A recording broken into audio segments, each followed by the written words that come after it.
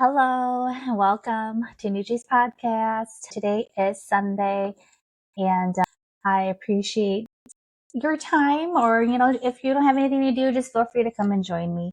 I just wanted to continue just a little bit about my episode 1, which is last week, just talking about how my Solo Mini Getaway and self-reflect and things like that. So, I can just continue as much as I can for this episode here.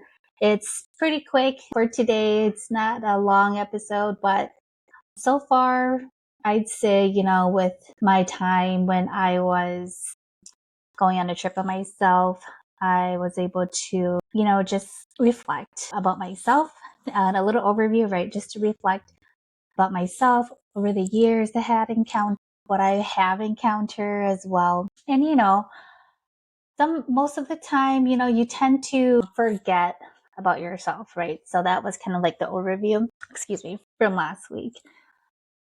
For this week, pretty much just talk about, just taking care of yourself. It can be here and there, once in a blue moon. Treat yourself well. Just remember that, you can't really take care of everything. It's the moral of the trip, right? You can't really take care of everything. Can't be a superhuman. Just remember to breathe and remember that whatever you do in your life, always appreciate yourself. Sometimes, or most of the time, we forget about that. And we've never really had that, I'd say, that teaching or just someone who can say, or who could just teach you. I don't know, you could say life is very challenging. So when it's challenging, then, obviously, sometimes people talk about life from experience. People talk about life, much I'd say by experience, right?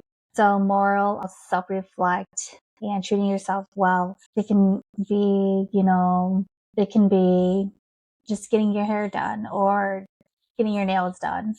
It can also be giving yourself some time to take a break from everything. Don't push yourself too much. Don't expect a lot of, just don't have, what I've learned is don't have that high expectations. That's why, I don't know if this week I did set a quick tips on how to set weekly goals, right? So like realistic goals. So let's just say, for example, you want to exercise or just go to the gym, like once or twice a week can, maybe something like that, right?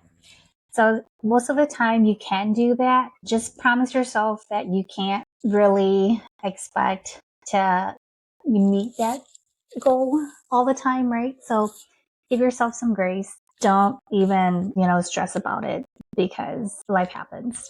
So anyway, the whole self-reflecting, that was just like one of the main things that I've also talked about.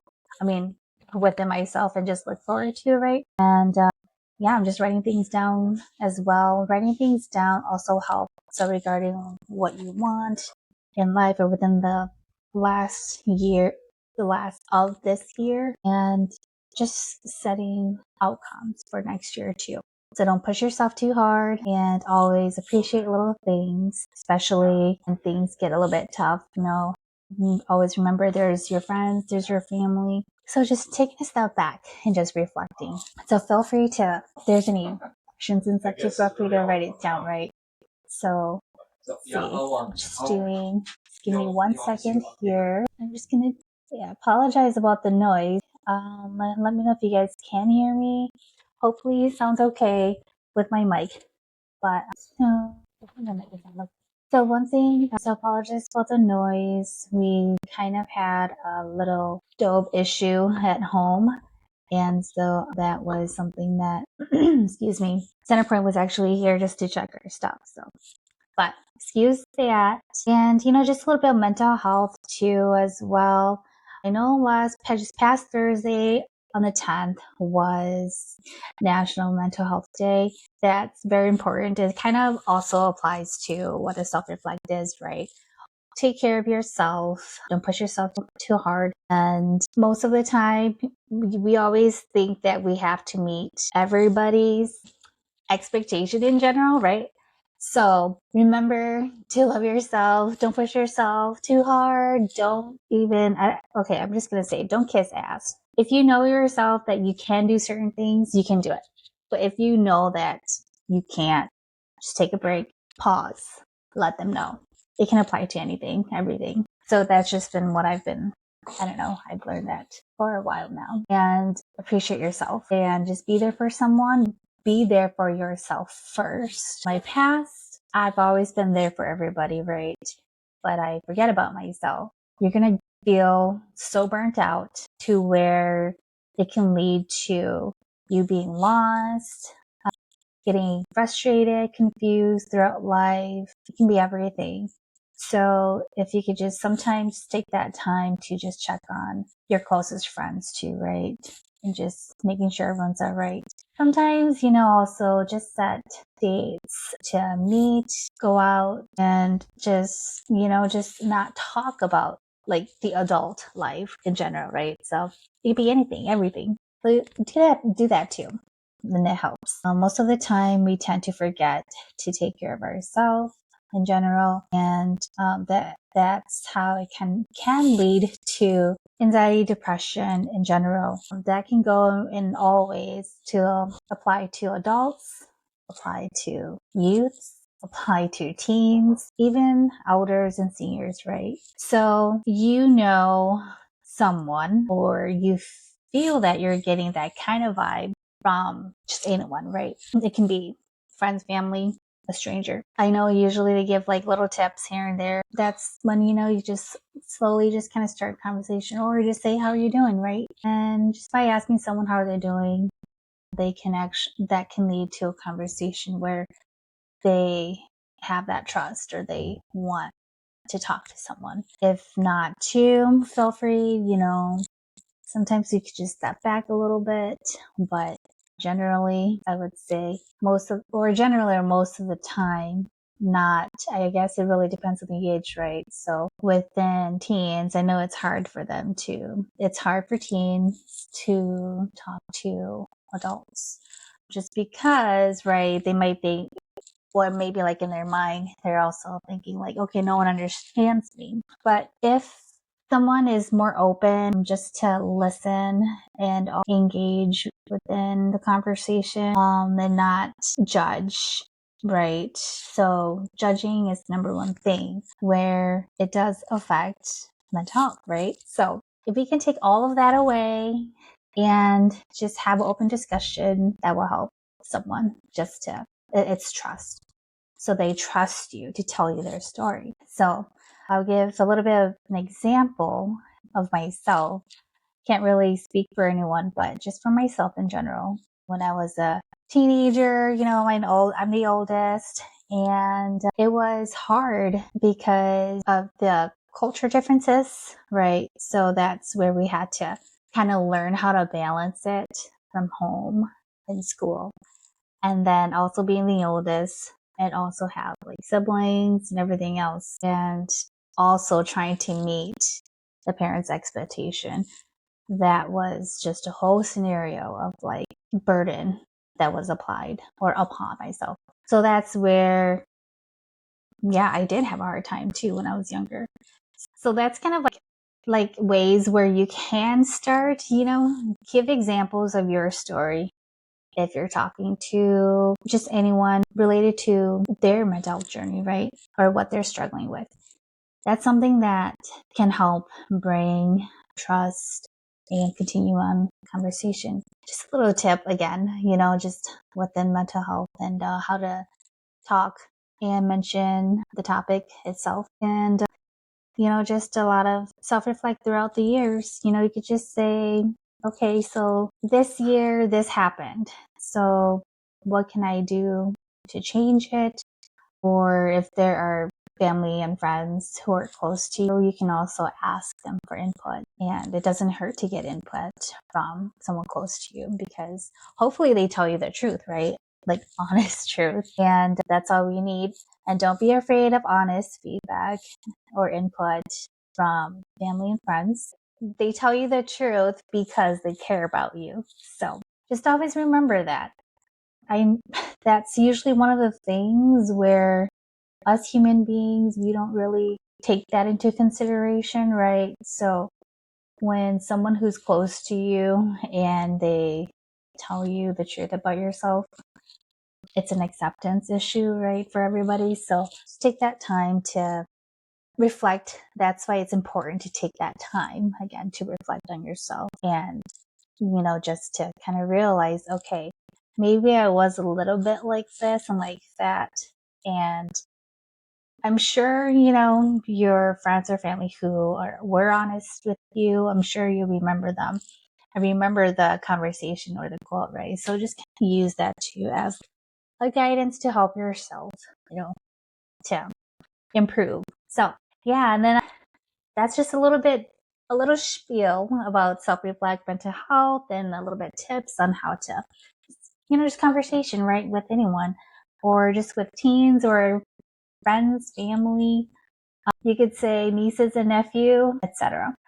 And next I'm going to, talk about my live spiritual experience when I went on my Solo Mini Getaway. It's great, it's peaceful, it's beautiful. Going by myself, right? And I'd say that what I experienced was something, I don't know if anyone is interested, but still I'll just say it anyway. So when I was looking through Airbnb, it was really weird to me that this place drew me to it. So a little history. I am Hmong and I am just starting my journey as a shaman. So I'm in the beginning stage. So usually when you're in the beginning, you're more vulnerable to spirits or to the other side. So it was really weird. This place I was just drawn to it and I knew I had to go somewhere. So when I chose that place, I went, no hesitation, no nothing.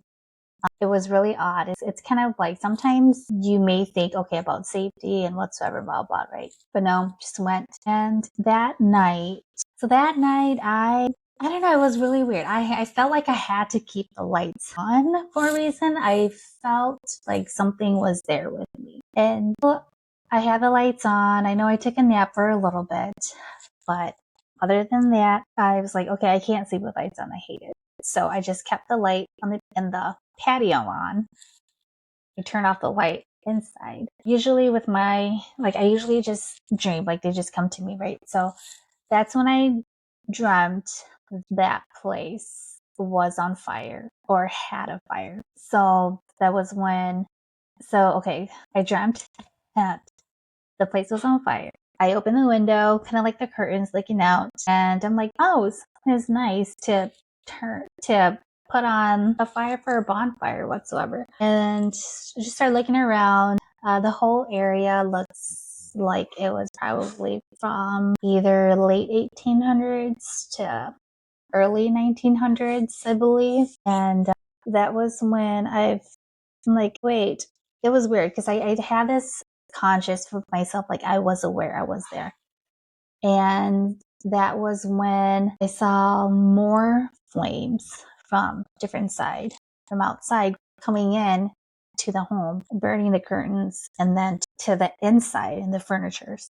And I was trying to, find something to, of course, kill the fire, right? So that was what I was doing. And then I woke up and I'm like, oh, shit, what the heck? And I look at my phone. I'm like, okay, it's only like 7:30. Like, what? Did I really take up? So for me, like usually when I sense things, I get super tired and drowsy. And so that's what happened. I'm like, okay, no, I'm like, okay, I will need to force myself to go back to sleep later, whatsoever. So then I did.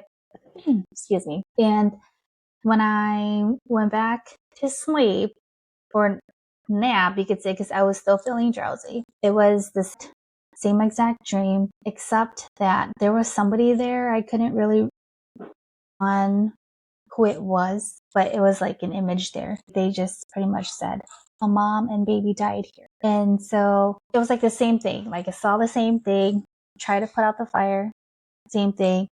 And then I did put out the fire, and that's when someone said there was someone there, and then they said baby and the mom died here. So, and when I woke up, it was late already, and that was when I heard a baby crying. I was awake, so that's when I heard the baby crying. I'm like, hey, now I understand why I came to this place. So pretty much is like a message or just to help them out. And then I was a little bit spooked, just a little bit, but not too much. I'm like, okay, I really need to go home.